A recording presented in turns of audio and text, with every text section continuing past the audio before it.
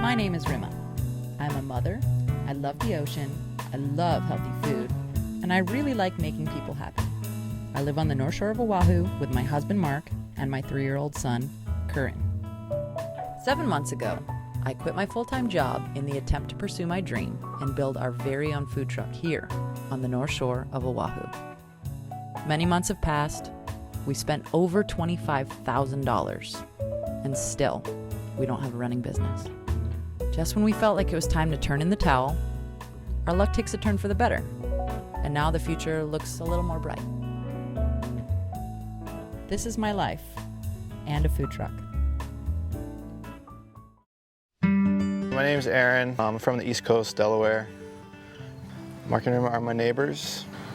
Rima is responsible for making sure that I get coffee and a hearty meal. Mark is my designated surfing buddy, surfboard history guru, / drinking buddy, / shooting the shit. Erin loves to see me when I come over. We love to play games and play with toys together. Erin's a little mastermind. He's like a little Albert Einstein with his crazy hair, and he's just super smart. His mind works really amazing at such a young age. I usually come over there around sunset with some booze, and Rima's in the kitchen, and Mark's watching surf videos, and Erin's like on his own computer on YouTube, like researching, advanced physics and stuff. Either that or he's playing with bubbles. One of the two. 3 months ago, I lost my job. I was working for this huge douchebag over at the sugar mill. His name's Jim Booth. It was a job building docks for the state. A lot of welding and a lot of metal fabrication. And I just kind of figured it was, worth the trade that I would learn to put up with some nonsense for a little while. When I lost that job, I was just hanging out in the yard a lot and hanging out with Rima and Mark. And Rima had the idea of maybe employing me part-time and here and there to help them with their van. And that's how I got brought on board. When I saw the van that they wanted to do the work on, in my eyes, I've seen a few projects. It was an overwhelming one. It was like a lot of work, like a tremendous amount of work. If anybody was gonna do something like that, then they're just as likely to do it more than anybody else. So I had faith. Rima wanted me to help with preparing it for food service, cleaning it up, making it presentable, and making it food safe, and getting it to the point where they could have a canvas to design their kitchen around. Right out the gate, one of the big obstacles was the foundation of the vehicle was really rusty and deteriorated. The first step was trying to eliminate a lot of the rust, and that's just a very involved process.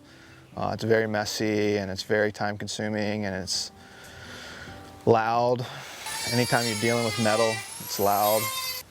That first part of the process was shut down because we live in a neighborhood with a bunch of families, and you can't be loud. And then, like any project, obstacles develop on top of other obstacles. So you pull one problem out of the hat, and then you realize that problem has 3 more problems associated with it. And the root of that problem ended up being the van itself.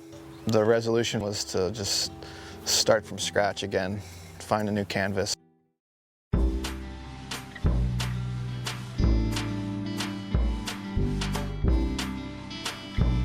They found a better candidate that was in better condition. So the first time I saw it, we were headed to town to surf. It was in a back alley of Kali, and the van looked really good. It was bigger.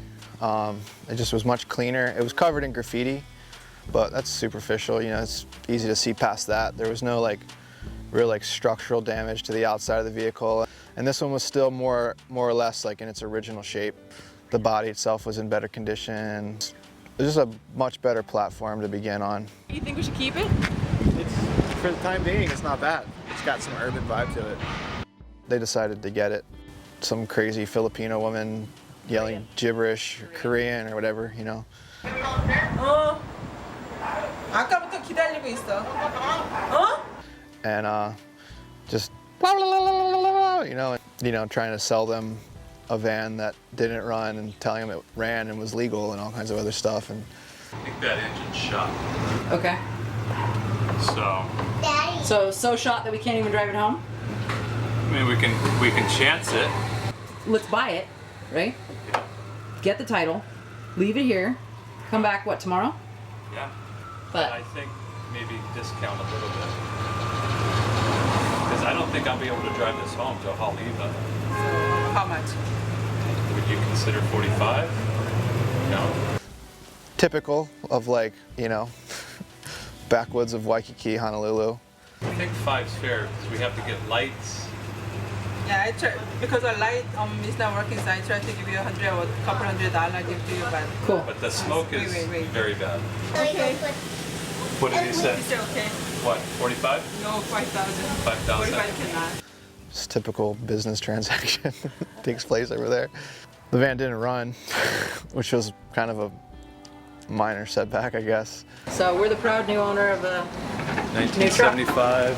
out with the old and in with the new. You got all your jewels and stuff? Where's your tree? I have self-taught backyard skills when it comes to cars and motors and vehicle maintenance. If I can't fix it, we go to YouTube, and if we still can't come up with a conclusion, then we start calling all of the backyard mechanics who live in Haleiwa. Number one recommended backyard mechanic would be Junior, a hillbilly from Indiana. He's ninja guru status with cars. Junior was introduced to me because he lives right across the river from us. He works on cars for a lot of the people in the community. The cops know him because he frequently gets broken down abandoned cars off the side of the road, gets them running somehow or the other, and they cut him some slack even though he drives without a license or insurance or registration, anything that you're supposed to have. He's the only person I trust to work on my cars aside from myself. Junior's a great resource because he's a good mechanic, but also because he lives in a junkyard and he's got all the replacement parts that they need for their van. Since it didn't end up running, which turned out to be a bad motor, blown head gasket or something, Junior became an asset again. Junior was able to get the car towed to Junior's property. And one of the beauties of Junior is not only is he like an extremely good mechanic and reliable, he's also like regularly does work on my cars for like a bottle of Mountain Dew. You know, you're not going to find a more affordable mechanic with that type of qualification. So they got a new motor that was at the junkyard. Mark and Rima paid for the new motor. Then a day later or so, Junior sort of disappeared. He kind of just fell off the face of the earth. Without any kind of understanding, nobody knew where he went. He just kind of disappeared. And then a couple days later, some friends let me know that something happened with the cops in a parking lot and he's in jail. So that's where that stands. Everything kind of was on standstill for about a week and a half, 2 weeks in Junior's disappearance. Nothing happened while I was sitting there. All the unknowns about where Junior lives and what was taking place over there it was a risk. It's sketchy and shady, and you just get the feeling that there's like illegal activity taking place. It's that kind of environment.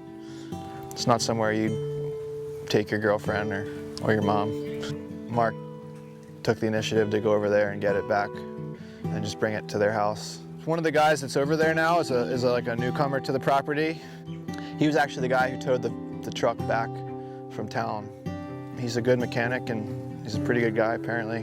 When Mark went over there and John was there and he helped Mark get the truck back over to their property. I think they threw a chain on it and just drug it over here. Now, if you look over there, there's some Hot Wheels in the driveway. And there's 2 big aluminum box vans stacked up in the yard, bumper to bumper, neither of which are producing coffee.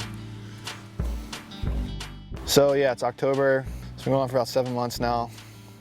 I'd say we're about to the halfway point. I think Mark losing his job was a really big step in the right direction of the food truck coming along. Rima and I were drinking some coffee and Mark came home with a big smile on his face. He said, well, I got laid off. And we were like, huh? He's like, yeah, I got let go. Like, for good, let go? Yep, for good, let go. Well, now that Mark's not working full time, he'll probably be going to town on the van. that will speed up the overall completion. Mark is just extremely persistent, and he is not a quitter. Mark's very ambitious, and he will, relentlessly tinker away at that thing until it's done. He's working on it right now. He's out there right now just tinkering away. Mark's going to make a ton of progress on the van because he's got the time to do it. The plan is to get next door and secure the replacement motor and getting the van set up for the new motor. And the van should be ready to start outfitting with all the goodies. I like challenges and I like projects. And it's fun to overcome obstacles with your friends. And I love coffee. I do love some coffee. So there's that as a motivation.